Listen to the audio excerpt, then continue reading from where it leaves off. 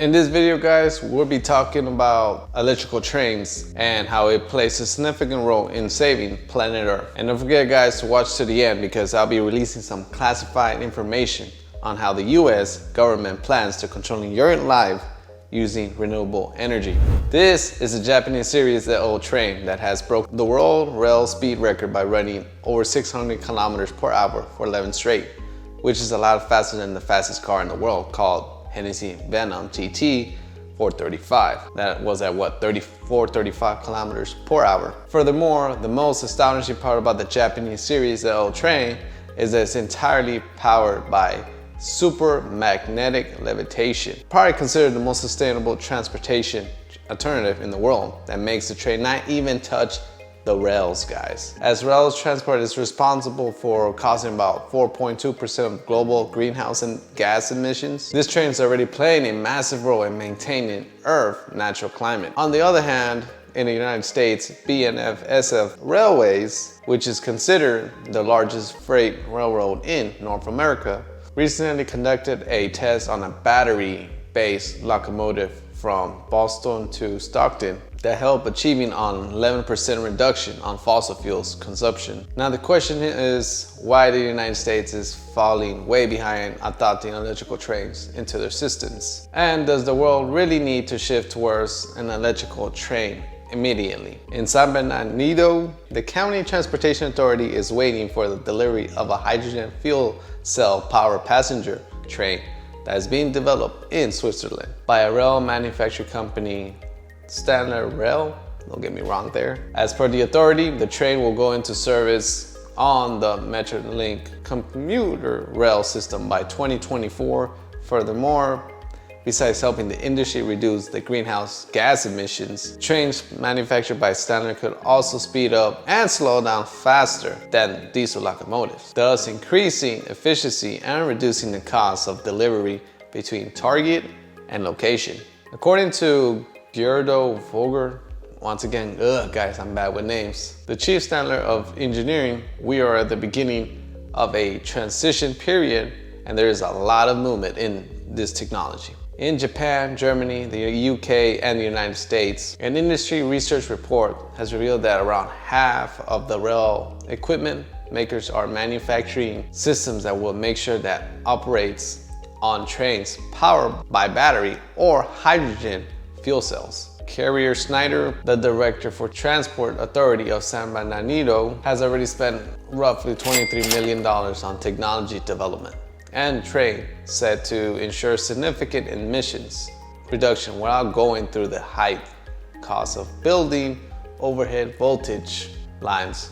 Furthermore, Snyder has also expressed that its standard two-car train set will put into service on a newly built 9-mile line between San Bernardino and Redland. It'll be able to conduct about 16 round trips per day at 79 miles per hour.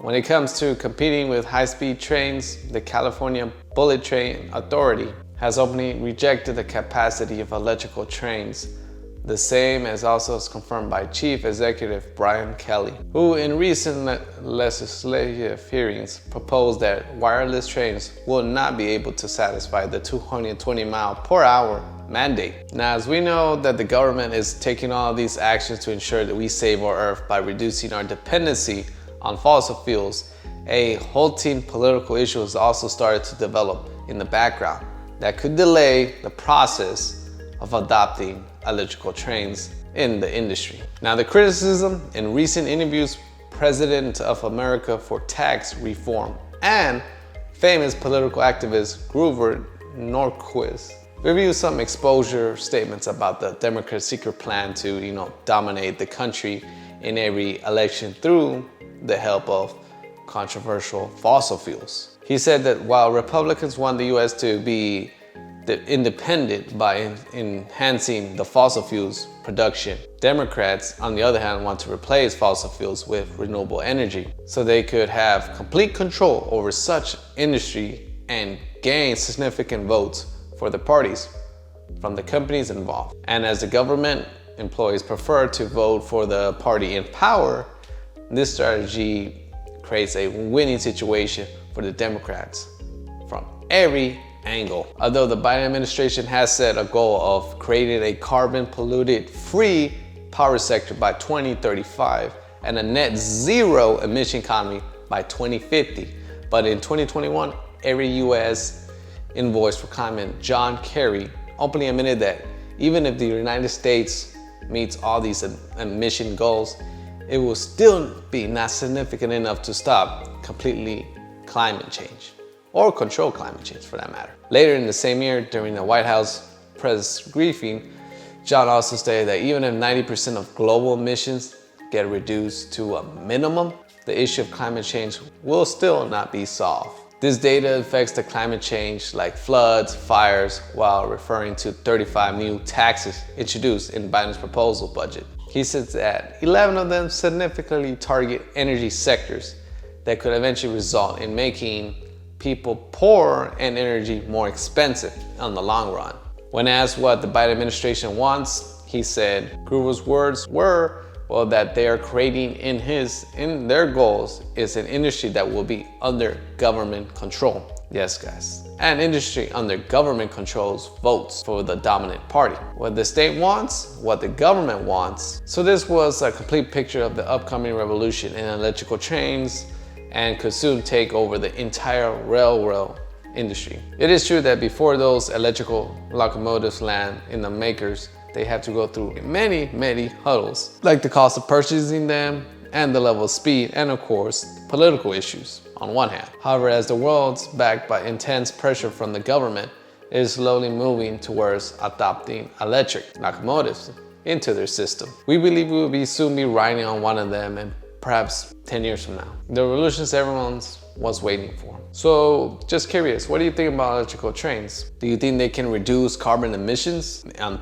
my personal level, I do think so. I want to hear what you think. Tell us in the comment section below. And if you have any questions or suggestions, guys, feel free to write them down in the comment section below. I do try my best to reply to all of them. And of course, guys, don't forget to subscribe.